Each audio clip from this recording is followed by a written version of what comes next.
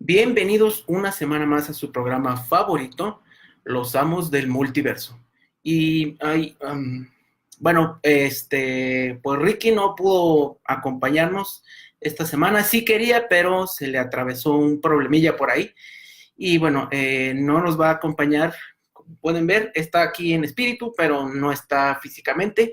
El día de hoy no nos va a acompañar Ricky, pero bueno, la idea de este programa, digo, hoy no nos pudo acompañar, pero es como que cerrar de cierta manera lo que han sido las historias clásicas, las historias de las que hemos estado hablando ya eh, por unos 2 o 3 meses. Y bueno, queríamos cerrar con una historia que es muy importante y que la verdad se nos pasó a los dos, tanto a Ricky como a mí se nos pasó.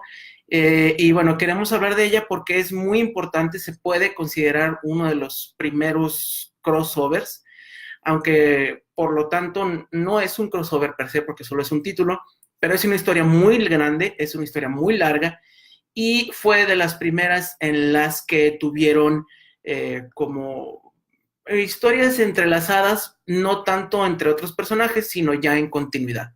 Y bueno, sí aparecen otros personajes. ¿De qué historia estamos hablando?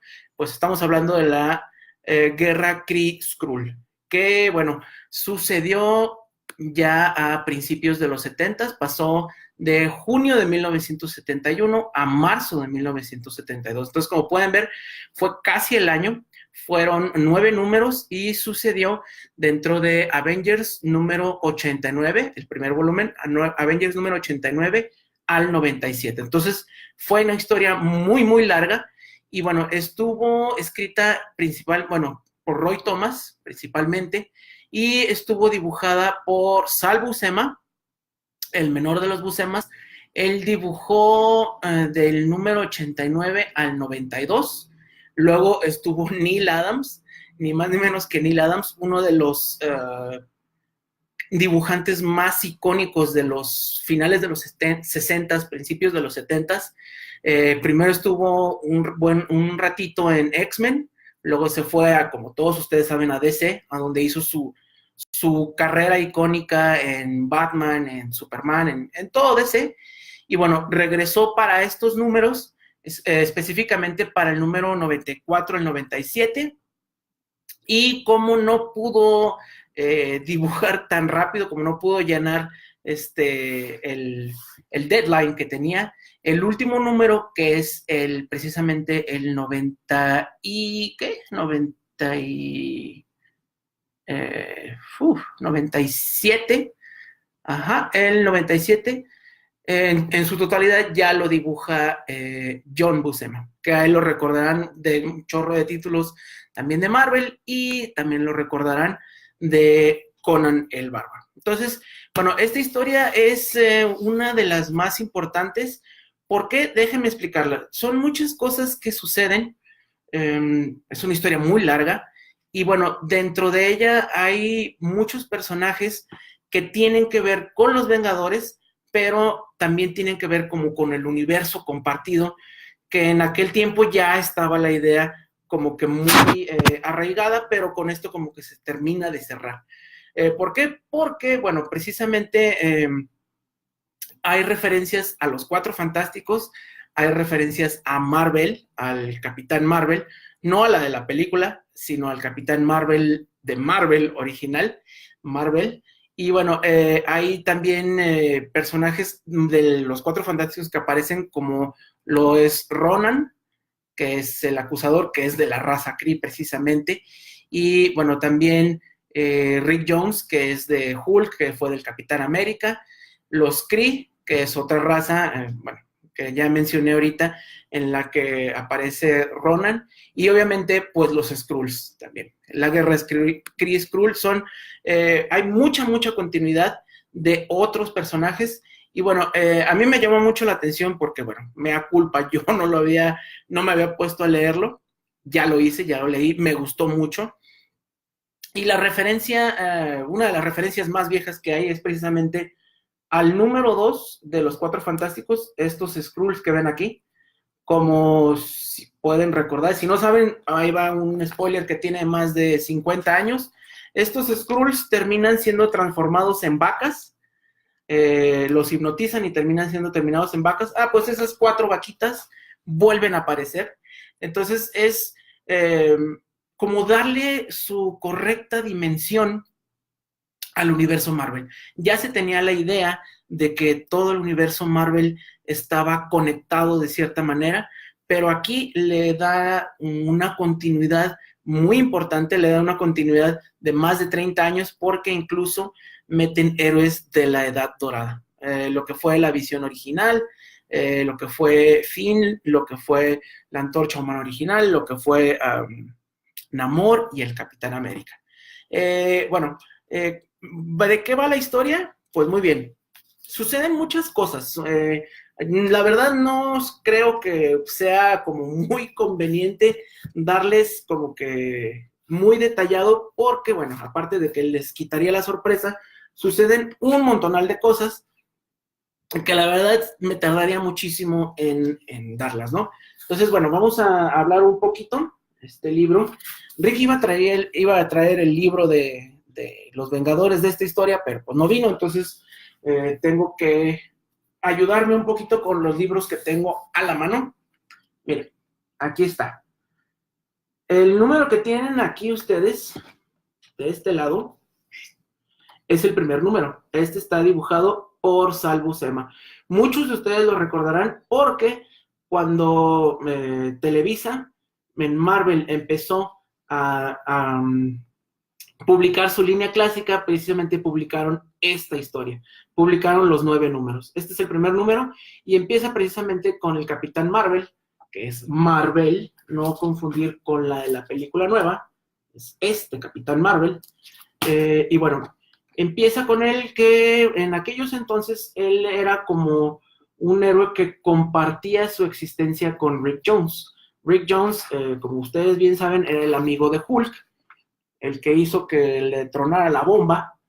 Y bueno, en ese instante compartían como cuerpos, y mientras Rick Jones estaba en la Tierra, el Capitán Marvel se quedaba en la zona negativa, pero todo empieza con que él tenía contaminación, tenía una radiación que no sé si eventualmente a la postre fue la que lo terminó matando, porque recordemos que este personaje ya falleció a finales de los 80s, finales de los 70s, en la novela gráfica La muerte del Capitán Marvel. Él fallece de cáncer, y bueno, esto quizás sea como un preludio de por qué le pudo dar cáncer. Pero bueno, la historia trata muchos temas que ahorita ya son comunes, muchos temas que ahorita ya los vemos como normales dentro de la iconografía de los Vengadores. Aquí comienzan. Bueno, la historia, como digo, comienza con él. Los Vengadores lo atrapan, lo agarran para quererle ayudar. Y bueno, empiezan a suceder muchas tramas que están conectadas unas con otras, y lo cual nos va llevando, obviamente, a la raza Kree, que es de donde viene precisamente Marvel. Recuerden, no la capitana, el Capitán Marvel, él es Kree.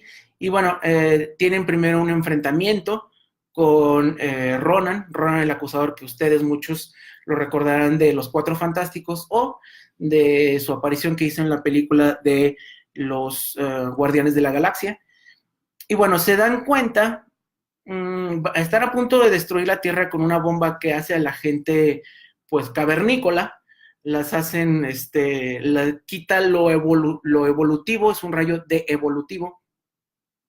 Y al final de cuentas, el plan pues no funciona, los Vengadores salvan el día, pero Ronan se da cuenta de que hay una guerra intergaláctica entre lo que son los Skrulls, estos amiguitos caras de rana, aquí están, y lo que son los Kree, que te dan como que un background que creo que hasta ese momento no existía, se inventa aquí, en el cual te dicen que son, razas muy, muy antiguas, las cuales están siempre peleadas, siempre están viendo quién le gana uno a otro, y pues bueno, la guerra ha comenzado, y es muy, muy probable que si la guerra empieza, la Tierra sea destruida porque está como que en medio de las dos fuerzas. Lo que decía Roy Thomas es que él lo quería hacer como una analogía a la Segunda Guerra Mundial, cómo las pequeñas islas de Asia se encontraban como en medio de la destrucción entre las fuerzas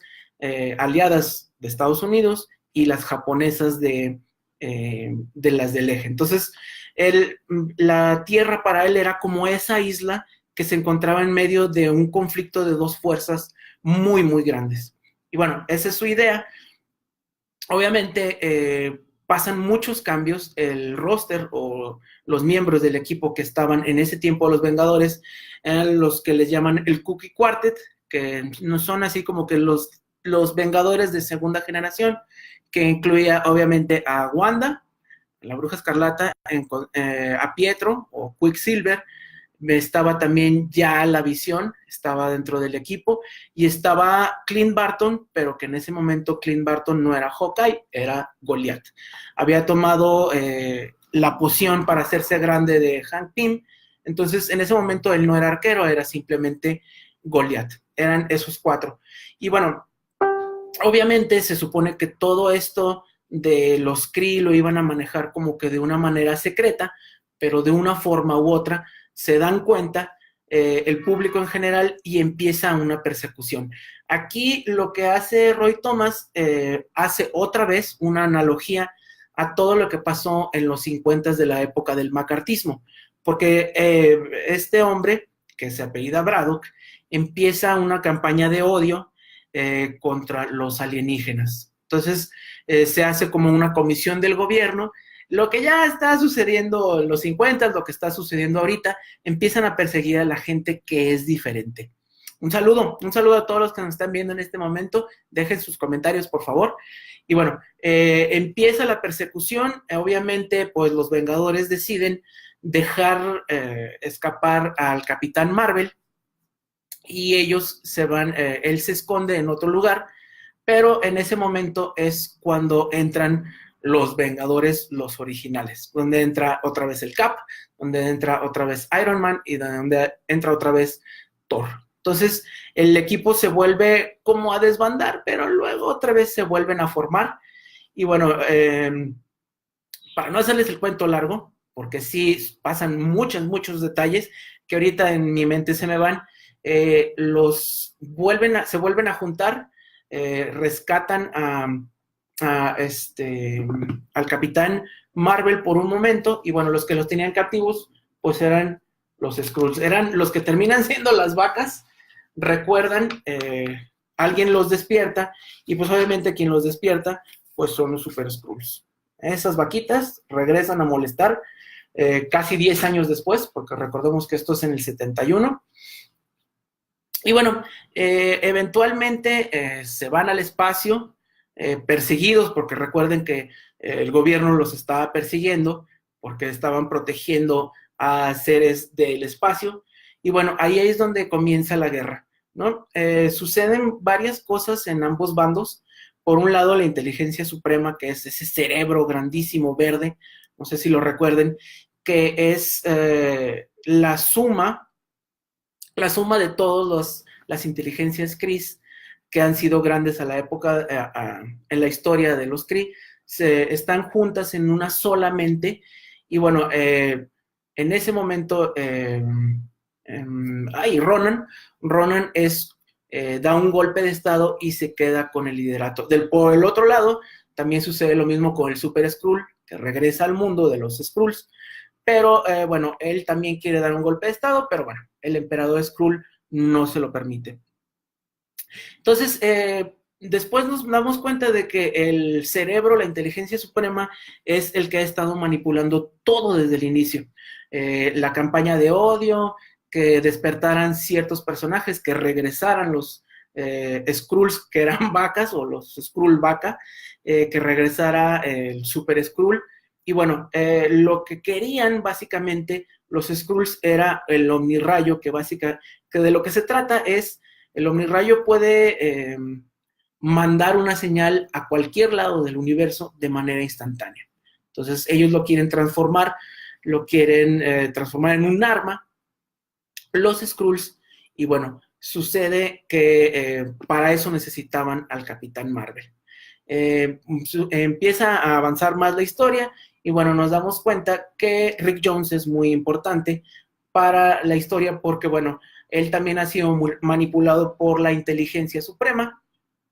¿Y qué es lo que pasa? Nos damos cuenta de que la humanidad, como así lo narra la inteligencia suprema, es como el siguiente paso evolutivo. Tanto los Skrulls como los Kree saben que ya no van a evolucionar más, que hasta ese punto ha llegado su línea evolutiva y más que otra cosa, porque dan la excusa de que lo que tenían en común para llegar a la Tierra era que era como un sendero, ¿no? Que la Tierra estaba a paso de todo, estaba a la mitad.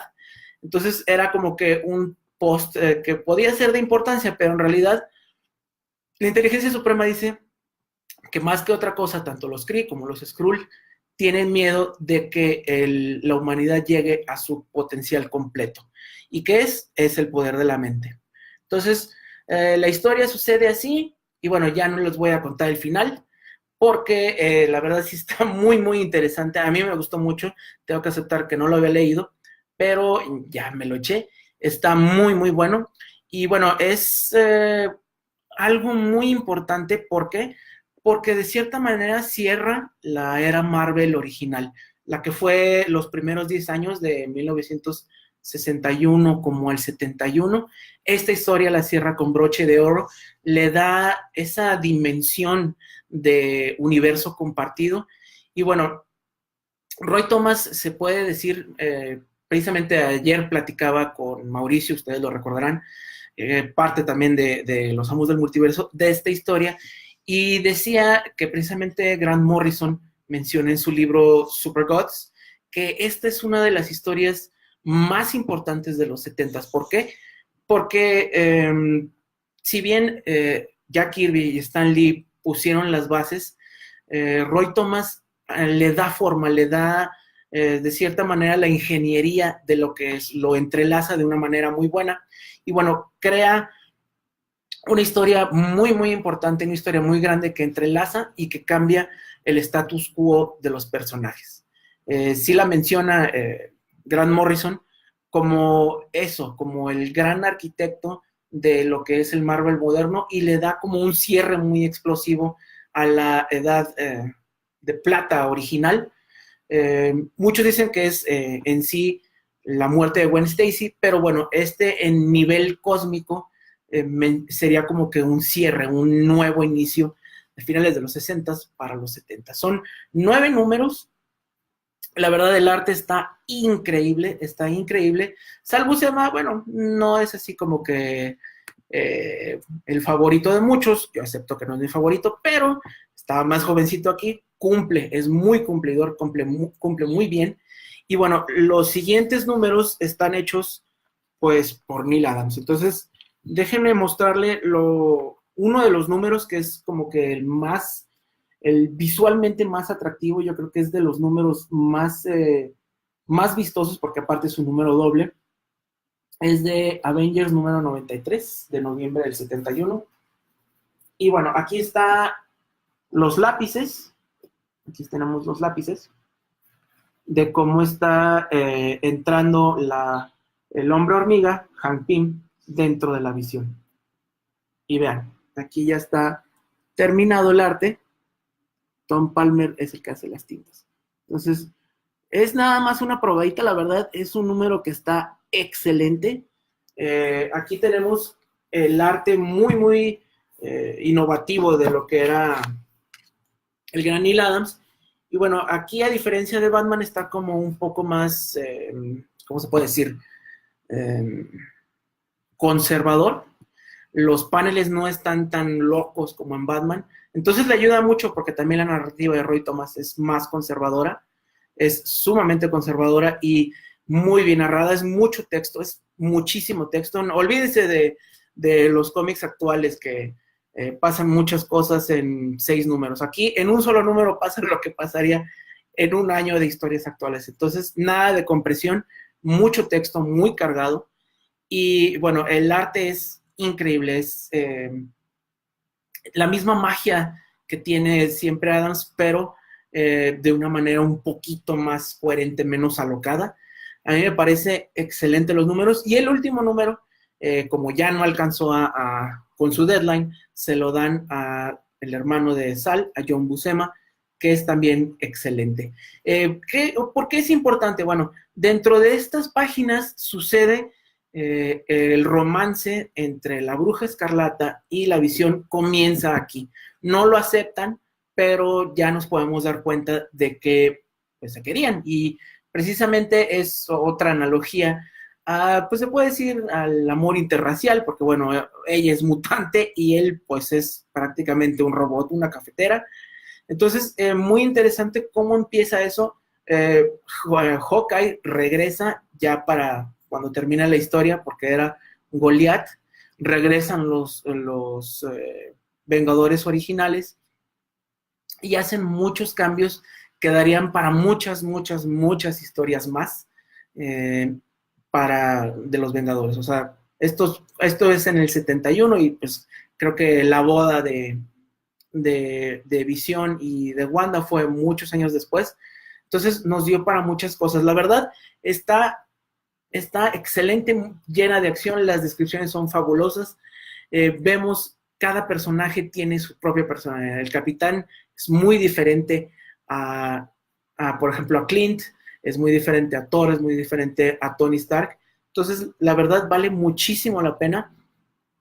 ¿Cómo conseguirlo? Bueno, es sencillo. Si quieren conseguir los números originales, la verdad ya va a estar un poquito carito porque ya andan oscilando cada uno entre los 100, 120 dólares por ahí. Pero se hizo una recopilación, pues ni tan recientemente, creo que la recopilación es como del 2000, más o menos. Se hizo como en el 2000. Es un libro muy bonito que iba a traer Ricky, pero pues no lo trajo. Y bueno, también en México es creo que todavía aún más fácil de encontrar, porque como ya mencioné, cuando Televisa comenzó su línea de cómics clásicos, metió estos 9 números de Los Vengadores. Ya lo había comentado con Soje, que aquí está también, le mando un saludo. Y bueno, muy interesantes, léanlos por favor. Es muy diferente el ritmo de este tipo de historias. Es muy heroico, muy épico. Son muchísimos personajes, muchas historias que están entrelazadas, pero vale mucho la pena leerlo. Yo lo disfruté muchísimo, no sé por qué no lo había leído antes, y entiendes ese sentimiento de que los Vengadores eran el equipo más grande, quizás no el más funcional, pero sí eran como que el más grande. Antes de los 80s, antes de los 70s, 80s, donde los mutantes pues dominaban todo, los Vengadores aquí eran como que el equipo grande de Marvel, y se nota, Roy Thomas lo hace sumamente bien, ama a los personajes, los conoce muy bien, y bueno, excelente arte, por favor, léanlos, y bueno, con este programa terminamos lo que fue la serie que hicimos de programas de hablar de historias clásicas. Queríamos terminar con esta porque creo que es bastante importante. Bueno, pues Ricky no pudo venir por desgracia, pero bueno, vamos a continuar con otras historias. La semana que entra vamos a hablar de cómics de guerra, principalmente de los de DC, que son buenísimos, estamos ya estudiando eso. Y bueno, vamos a seguir, como ya saben, cada semana aquí los sábados a las 12 del día, en su canal Los Amos del Multiverso. También, por favor, chequen nuestro canal de YouTube, donde todo lo que grabamos aquí los sábados, los lunes lo ponemos, y también el programa de Los Amos del Multiverso por radio en rollgdl.com, ¿ok? Nos están diciendo que hablemos de temas de actualidad como el miembro de Batman. No sé, yo creo que eso va más por el lado de hacerlo en el programa de radio. Entonces les voy a preguntar a mis compañeros si quieren hablar de eso el lunes, y pues sí, pues vamos a hablar del número de Batman Damned, en donde aparecen las partes pudendas de Bruce Wayne. Bueno, pues por mi parte es todo, muchas gracias, nos estamos viendo, y bueno, pues no queda nada más que despedirme y decirles que por favor lean cómics, que se pone muy bueno. Bueno, mi nombre es Masaki y nos estamos viendo. Gracias y hasta la próxima. Nos vemos.